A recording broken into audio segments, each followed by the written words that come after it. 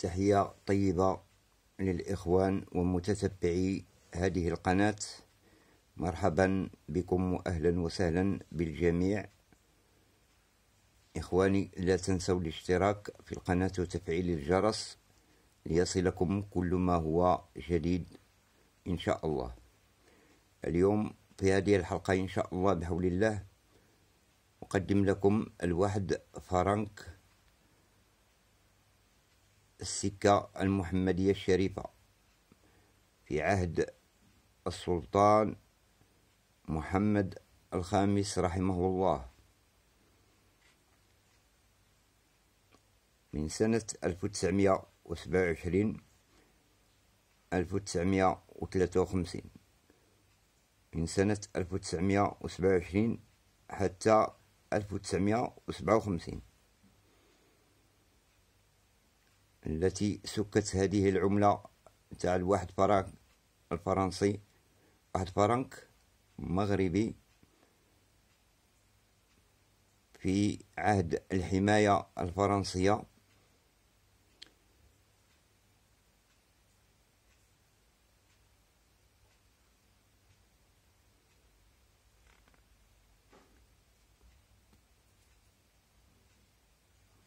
وهذا الفرنك المغربي للدولة المغربية في عهد صاحب الجلالة المغفور له محمد الخامس،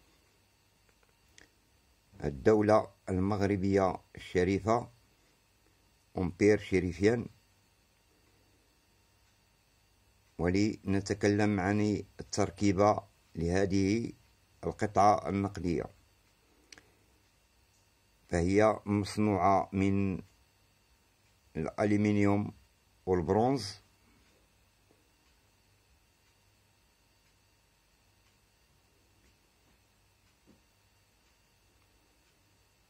والوزن يا إخواني 3 غرام فاصلة 9، والقطر 23 ملم، والسمك لهذه العملة فهو 1.4. فهذه العملة النقدية كانت متداولة في عهد محمد الخامس،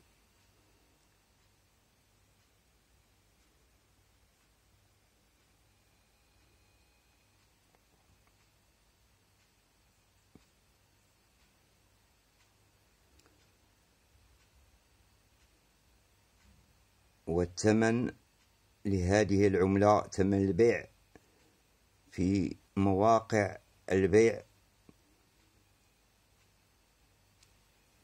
على حسب حالة العملة.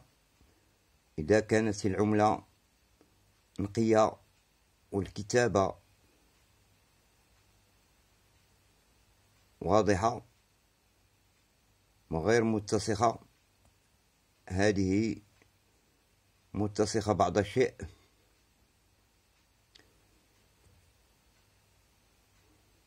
فهو الثمن يبدأ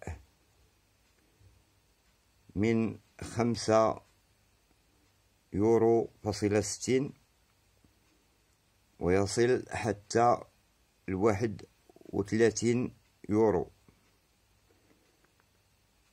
وعلى موقع إيباي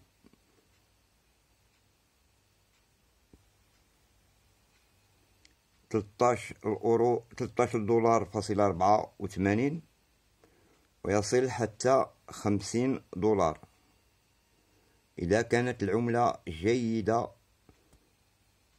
فلور دو كوان كما تنقولو، فلور دو كوان جد ممتازة، الحالة ديالها جيدة.